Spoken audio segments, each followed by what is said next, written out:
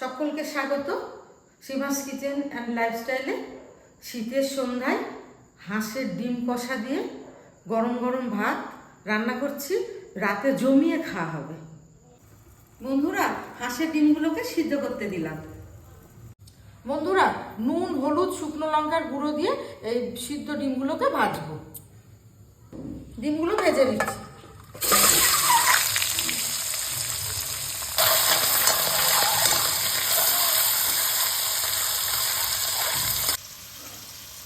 ডিম ভাজার তেলে আলুগুলোকে লাল লাল করে ভেজে নিয়েছি, আর ফোড়নে দিয়ে দিয়েছি জিরে আর শুকনো লঙ্কা।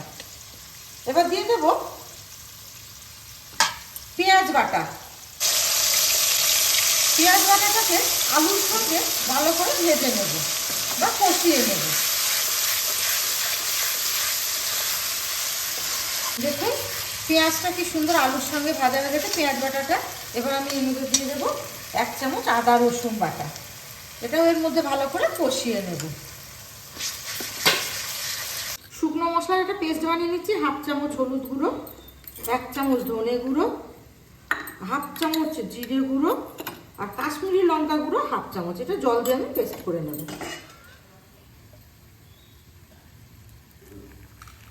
বাটা মশলাগুলো খুব সুন্দরভাবে কষানো হয়ে গেছে। এবার আমি দিয়ে দিচ্ছি গুঁড়ো মশলার পেস্ট। এটাও ভালোভাবে এর মধ্যে কষিয়ে নেব। এবং সব মশলাগুলোই খুব ভালোভাবে কষানো হয়ে গেছে, কাঁচা গন্ধ আর নেই। এবার দিয়ে দেবো আমি টমেটোর পেস্ট, আর দিয়ে দেবো স্বাদ মতো লবণ। হাঁসের ডিম কষা একদম জমে যাবে। এটা ভালোভাবে কষিয়ে নিতে হবে।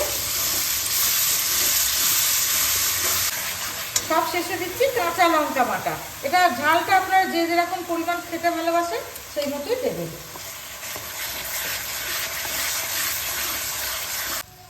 মশলা থেকে তেল ছেড়ে গেছে, পাশে গরম জল করে রেখেছি, এর মধ্যে দিয়ে দিচ্ছি।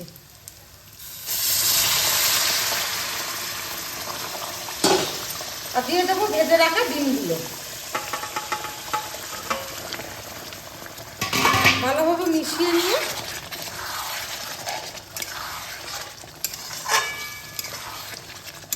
ঢাকনা চাপা দিয়ে 5-6 মিনিট মতো লো ফ্লেমে কুক করে নেব। দেখুন বন্ধুরা, হাঁসের ডিম কষা একদম রেডি। আমি এবার উপর থেকে দিয়ে দেবো একটু শাহি গরম মশলা, আর দিয়ে দিচ্ছি কুচনো ধনেপাতা। হাঁসের ডিম কষা এই ভিডিওটি ভালো লাগলে আপনারা প্রচুর প্রচুর শেয়ার করবেন, কমেন্টে জানাবেন, আর সাবস্ক্রাইব করে চ্যানেলটিতে আমাদের পাশে থাকবেন। আবার দেখা হবে নেক্সট ভিডিওতে।